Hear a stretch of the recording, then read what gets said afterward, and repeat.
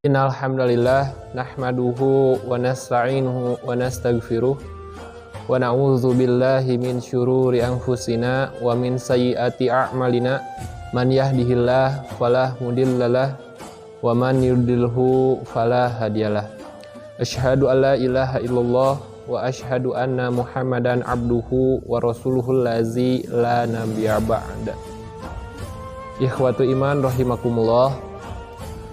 Kita sebagai manusia fitrahnya adalah makhluk sosial, makhluk yang membutuhkan dukungan, bantuan dari orang lain. Sangat tidak mungkin kita sebagai manusia hidup sendiri tanpa bantuan, tanpa ditemani oleh siapapun. Oleh karena itu, kita sebagai manusia dalam melakukan berbagai aktivitas perlu dukungan dari orang-orang terdekat kita, baik itu sahabat, rekan, orang tua maupun pasangan. Dalam hal itu, dukungan yang sifatnya dari manusia bersifat relatif. Artinya relatif, berubah-ubah, tidak pasti, tidak mutlak ya. Jadi kadangkala dalam suatu hal seseorang tersebut mendukung kita, akan tetapi boleh jadi dalam hal yang lainnya orang tersebut tidak mendukung kita. Lalu ada dukungan yang sifatnya absolut. Absolut ini dukungannya bersifat mutlak, tidak dapat diganggu-gugat sepenuhnya. Dari siapa dukungan yang sifatnya absolut tersebut? Yakni dukungan dari Allah Subhanahu wa Ta'ala. Kadangkala ketika kita melakukan suatu aktivitas, boleh jadi bertentangan dengan suami kita, dengan istri kita, dengan teman kita.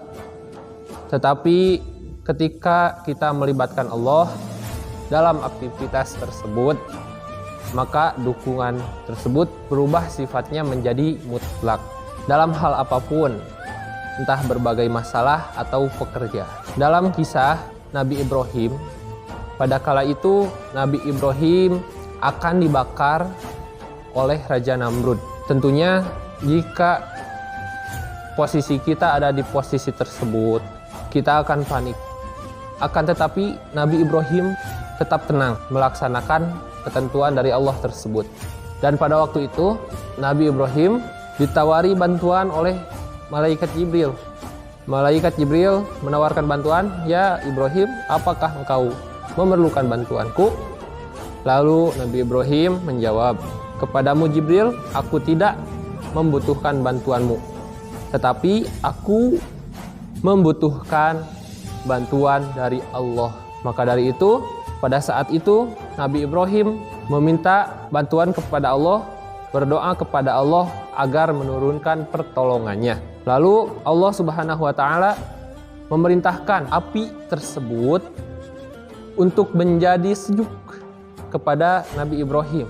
Ini menjadi cerminan bagi kita bahwa seberat apapun masalah kita, bagi Allah tidak ada yang mustahil. Tidak ada yang mustahil bagi Allah, masalah seberat apapun.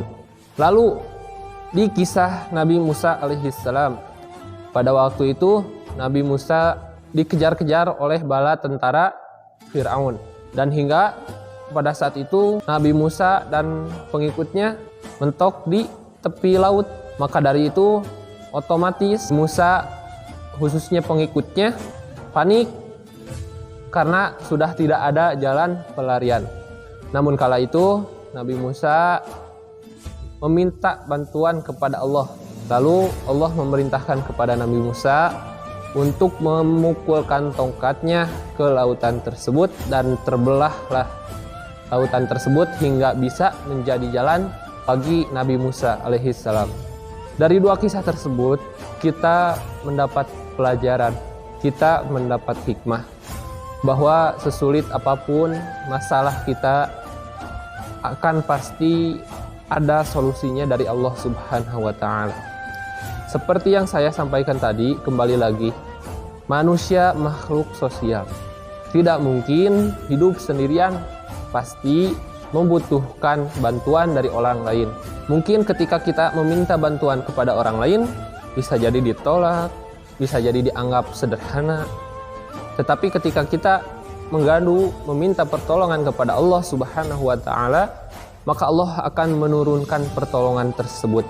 Maka dari itu, mari melibatkan Allah dari setiap aktivitas kita, segala rupa aktivitas kita, baik dalam pekerjaan, belajar, maupun apapun hal itu. Lalu bagaimana agar kita mendapatkan pertolongan Allah di setiap saat? Maka jawabannya sederhana.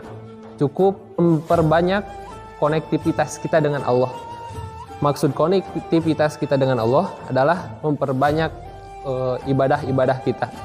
Tentunya ibadah yang sesuai dengan syariat dan sunnah Nabi Shallallahu Alaihi Wasallam. Contoh sederhana, jangan meninggalkan sholat sunnah rawatib. Lalu kita betul-betul melaksanakan ibadah saum ini. Cukup sederhana, cukup memperbanyak ibadah kita, konektivitas kita dengan Allah Subhanahu wa Ta'ala. Dan yang paling penting, melibatkan Allah dalam segala hal, baik dalam usaha, pekerjaan, karir, bisnis, atau apapun itu, libatkan Allah dalam segala rupa aktivitas kita. Terima kasih ikhwatul iman yang telah berkenan mendengarkan kultum yang singkat ini.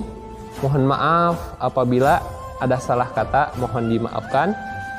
Terima kasih. Aku qouli hadza wa astaghfirullah li wa lakum. Wassalamualaikum warahmatullahi wabarakatuh.